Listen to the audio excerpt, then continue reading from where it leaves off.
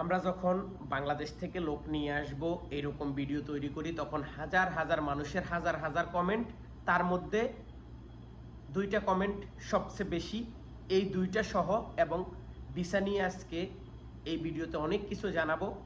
যদি ভালো লাগে আমাদের সাথেই থাকুন, আর যদি মনে করেন যে আমার এই কথাগুলা ভিন্নভাবে আমি সাজানোর চেষ্টা করতেছি, আপনাদেরকে ভুলভাল তথ্য দিতেছি, তাহলে ভাই আমার ভিডিও দেখার দরকার নাই, কারণ এটাই সত্য, এটাই 100% সত্য।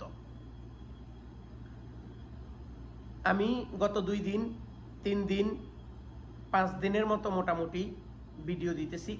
বাংলাদেশ থেকে 50 জন লোক নিয়ে আসবো হসপিটাল এবং মার্কেট। এটা কতটুকু সত্য? এটা 100% সত্য। এখানে কোনো প্রতারণার ফাঁদে পড়া বা প্রতারণা করার কোনো সুযোগ নেই। এবার আসুন, আব্দুল হাজিম ভাই সৌদি আরব থেকে এতগুলা মানুষ পাঠাই দিতেছে, আপনারা কোনো কথা বলতেছেন না কেন?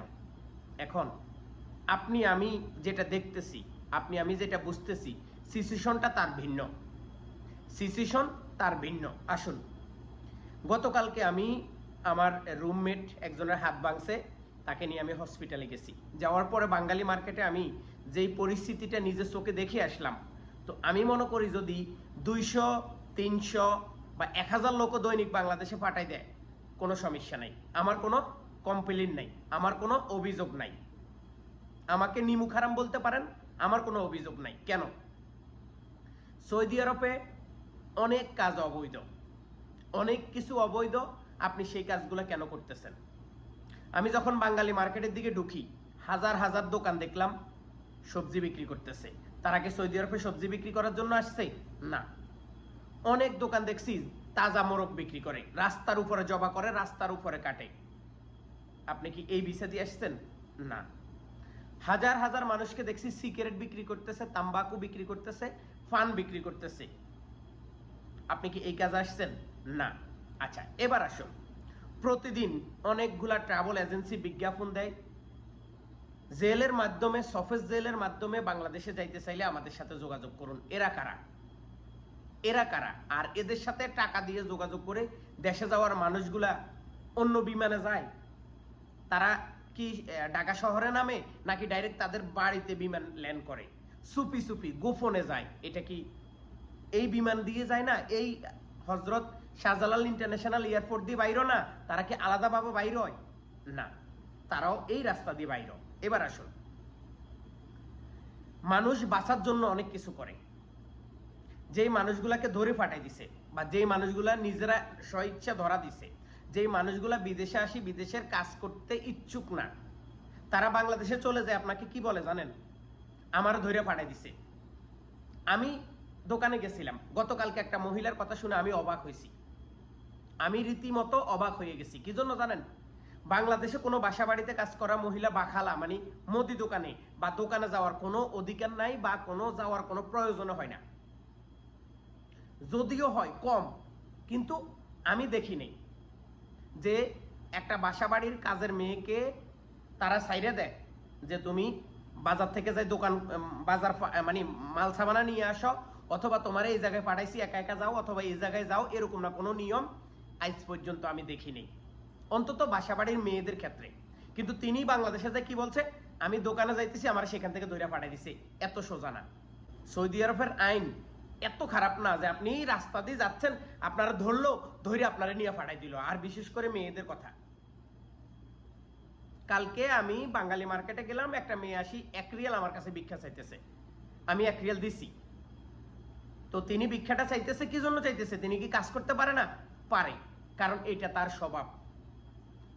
অন্যের বাড়িতে কষ্ট করার সাথে যদি সারাদিন ঘুরি গাড়ি 10-50 টাকা পাওয়া যায়, আর সাথে যদি ওই ব্যবসাটা চালু রাখা যায়, তাহলে অন্যের কথা কেন শুনবো? অন্যের থালা বাসন কেন ধুইব? অন্যের থালা বাসন ধুই আমার লাভ কি? এগুলো হচ্ছে বাস্তব। এবার আসুন, যারা এই সৌদি আরব থেকে জেল জরিফানা, মানে জেলের মাধ্যমে দেশে যায়, তারাও দেশে যায় কি বলে? আমারা দৈরা পাঠিয়ে দিছে। এখন কেন বলে তারা আমারা দৈরা পাঠিয়ে দিছে? কারণ তার ফ্যামিলি তাকে 4 লক্ষ, 5 লক্ষ, 6 লক্ষ, 3 লক্ষ, 3.5 লক্ষ টাকা খরচ করে বিদেশে পাঠাইছে। এখন সে এই দেশে কাজ করবে না, তার কাজ ভালো লাগে না, সে বাংলাদেশে তার মারে বলবো যে আমি চলে আইতেছি, তার বাপেরে বলবো আমি চলে আইতেছি, তার বড় বলবো আমি চলে আইতেছি? না, সে জেল জরিমানা মানে সে ধরা দিয়ে, নিজের ইচ্ছা ধরা দিয়ে সে চলে যায়, বাংলাদেশে যায়, সোশ্যাল মিডিয়া এবং পরিবারকে কি বলবে, দেখো আমি একটা জামা গায়ে দিয়ে আজকে 10 দিন 15 দিন জেলে থাকি, আমি চলে আইছি, এখন আমার কি করবে, আমার ওই দেশের লোকে পাঠাই দিছে, আমারও ওই দেশের লোকে পাঠাই দিছে। এটা বাস্তব, এটা বাস্তব। কালকে 50 জনের উপরে দেখছি সিরিয়ালে বসে রয়েছি, সিরিয়ালে বসে রয়েছে, পুলিশের গাড়ি আসবো, তাদেরকে নিব, তারপর তাদেরকে জেলে দিবে। এইটা বাস্তব। আর প্রতিদিন কয় হাজার মানুষ সৌদি আরব আসতেছে, এটা নিউজ কি হইতেছে? না। তাহলে এই ভিডিওগুলো দেখার পরে, এই যে প্রচারণা দেখার পরে আপনি কেন সৌদি আরব আসতেছেন? আপনি কেন সৌদি আরবে ঢুকতেছেন? আপনি দেখতেছেন সৌদি আরব থেকে দড়ি আপনাকে পাঠাই দিতেছে, তাইলে আপনি কেন ঢুকতেছেন? আসলে মূল বিষয়টা এটা না, মূল বিষয় হচ্ছে আমরা খারাপ। মূল বিষয়টা হচ্ছে আমরা কাজ করতে ইচ্ছুক না, আমরা কাজ করতে ইচ্ছুক না। আমরা দালালের কথা শুনে বিদেশে চলে আসতেছি। দালাল আমাদেরকে কি বলে, 2000 টাকা বেতন দিবি, এসি রুমে থাকবা, বাহিরের কোনো সূর্য দেখবা না, বাহিরের কোনো কিছু দেখবা না, তোমাকে এইটা দিব, তোমাকে সেটা দিব, তোমাকে এইভাবে করব, তোমাকে ওইভাবে করব। এই গল্পগুলো শোনার পরে আমাদের মতো কিছু মানুষ আছে, তারা পাগল হয়ে যায়। বিদেশে টাকা গাছে উড়ে না, বিদেশে টাকা গাছে উড়ে না। বিদেশ থেকে টাকা ইনকাম করতে হইলে এই যে কালার 2 রকম দেখছেন, কালার একরকম, কালার 2 রকম, এইরকম কালার হইব। বিদেশে টাকা ইনকাম করতে হলে এইরকম 2 রকম কালার হবে, তাহলে আপনি টাকা ইনকাম করতে পারবেন। আমি দালালি করি ঠিক আছে, আমি ব্যবসা করি ঠিক আছে, কিন্তু আমিও কাজ করি। কিন্তু আপনি দেখেন কয়টা এই যে দালালেরা ফেসবুকে বিভিন্ন বিজ্ঞাপন দেয়, কয়জনে কাজ করে? একজনও কাজ করে না। এরকম একটা রুমের মধ্যে বসে বসে ভিডিও বানা আর টাকা ইনকাম করে। বাস্তব এইটা।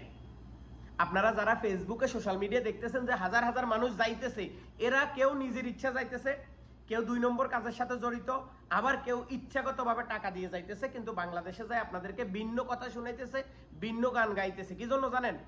যেন ফ্যামিলি পরিবার তাদের উপর কোনো চাপ প্রেশার না করে। ফ্যামিলি পরিবারের হাত থেকে বাঁচার জন্য তারা এই কথাগুলো বলে। আর আমরা ভিসা দিলেই আমাদের দোষ। ভাই, আমরা যে ভিসাগুলো দিচ্ছি, অন্তত আমি যে ভিসাগুলো দিচ্ছি, এগুলো সরাসরি কোম্পানির ভিসা, সরাসরি সৌদি আরবে আসি কোম্পানির কাজ করবে। ফ্রি ভিসা চিনি না, ফ্রি ভিসা জানি না। আপনি আসি আমার সাথে পিটাপিটি করবেন, মারামারি করবেন, আকামা দেন, এটা করেন সেটা করেন, কফিল কি, এগুলা নাই, এগুলো আমাদের কাছে নাই। আমরা ডাইরেক্টলি কোম্পানির ভিসা দিয়ে সৌদি আরব আনবো, কোম্পানিরে বুঝাই দিব, এরপর আপনি কে আমি কে, আপনাকে আমরা চিনি না। তো এই মর্মেই আমরা ভিসা বিক্রি করি। আপনারা যেই টিভি চ্যানেল বা বিভিন্ন জায়গায় যে নিউজগুলো দেখতেছেন, এগুলার ভিন্ন রূপ আছে, এগুলো আপনাদেরকে বোঝানো যাবে না। আমার রুমে তো অবৈধ লোক আছে, আমার পাশেই তো অবৈধ লোক আছে, আমরা যে জায়গায় থাকি সেখানে তো অবৈধ লোক আছে, সেখানে তো পুলিশ আছে, সেখানে তো প্রশাসন আছে, কিন্তু এরকম কোনো কিছু নাই। এরকম জায়গা আছে, এই রকমের জায়গা আছে, এই রকমের পরিস্থিতি ওইখানে তৈরি হয়, সারা সৌদি আরবে তৈরি হয় না। আর এখন মক্কাতে যাওয়া নিষেধ। আপনি যদি মক্কাতে যান তাহলে আপনাকে ধরবে না, কারণ আপনি মক্কাতে যাবেন 2 মাস হজের যেই সময়, এই 2 মাসে আপনি 100 লক্ষ 50 লক্ষ 20 লক্ষ টাকা ইনকাম করবেন, অবৈধভাবে আপনি মাল সাবানা বিক্রি করবেন, অবৈধভাবে আপনি অন্য কিছু করবেন, তাহলে আপনি টাকা ইনকাম করতে পারবেন। তো এই যে কাজগুলো আমরাই করি, কিন্তু আবার দেশে গিয়ে আমরাই বলি আমাকে ধরে পাঠাই দিছে, আমাকে এটা করছে, আমাকে সেটা করছে। ভাই, সৌদি আরবের পুলিশের খাইতে কাম নাই কেন? সৌদি আরব পুলিশ বেকার ঘুরে না যে আপনার রাস্তাতে ধরবো আর ধরে পাঠাই দিব, এরকম কোনো কিছু নাই। সবাই ভালো থাকুন। সত্যিকারের ভিডিওটা সবার সাথে শেয়ার করুন। ধন্যবাদ।